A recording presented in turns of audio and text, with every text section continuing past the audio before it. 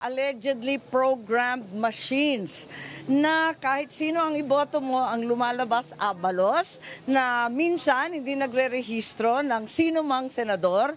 Yung iba naman bumoto ng 100 pero overvote na ang sinasabi. Tapos sa Calbayog, sa Samar, may sinasabi naman na pag bumoto ka ng mayor at vice mayor, automatic lalabas yung mga senador. Kaya medyo nakakatakot kasi ganyan yung storya. At ang balita sa Davao, pagkadami-daming mga machines na hindi umaandar. Kaya eto nga, nananawagan po ako sa BEI.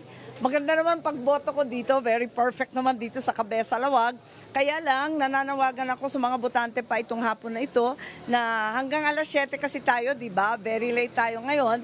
Eh kung ganon, pwede ba i-check ninyo ng maigi lahat ng gagawin, tignan ninyo ng maayos yung resibo ninyo, maging makulit kayo at mapansin. At kinakailangan kung may reklamo, alam ko na bawal ilabas yung cellphone mo at kukunan mo, bawal yon, magagalit yung ating BEI. Pero kung magre-reklamo ka, may proseso. Sundan lang yung proseso, sabihin mo, may reklamo ka, may disparity, pagkatapos papipirmahan ka. Kaya kinakailangan nandito sa atin yan. As we all know, it's the very first time that we have a new technology provider. Hindi na Smartmatic, yung hinihinalang Smart Magic dati.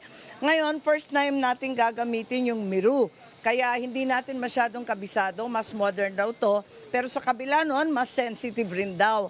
Kaya alamin natin at manmanin natin maigi kasi ang boto natin ay isang karapatan na binigay ng ating salinlahi. Naku, nakakapagod na yung investigasyon. Hindi na ako nakapagkampanya sa kaka-imbestiga. Tignan natin lahat ng reklamo. Kaya lang, ang daming complaint na walang detalye. Kung maaari, bigay ninyo sa akin yung presinto. At kahit wala pang investigasyon na talagang papakalkal na natin, ano yung precinct number, pangalan ng BEI chair, ang pangalan ninyo, at ano talaga ang nangyari eksakto. Para maliwanag at magawa ng paraan na tignan yung presintong yun kaagad-agad at kung kailangan i-repair, i-pull out yung machine, gawin na rin. Okay, salamat. Thank you. Bakit ang dami-dami nyo? Salamat ha. Thank you guys. Salamat po.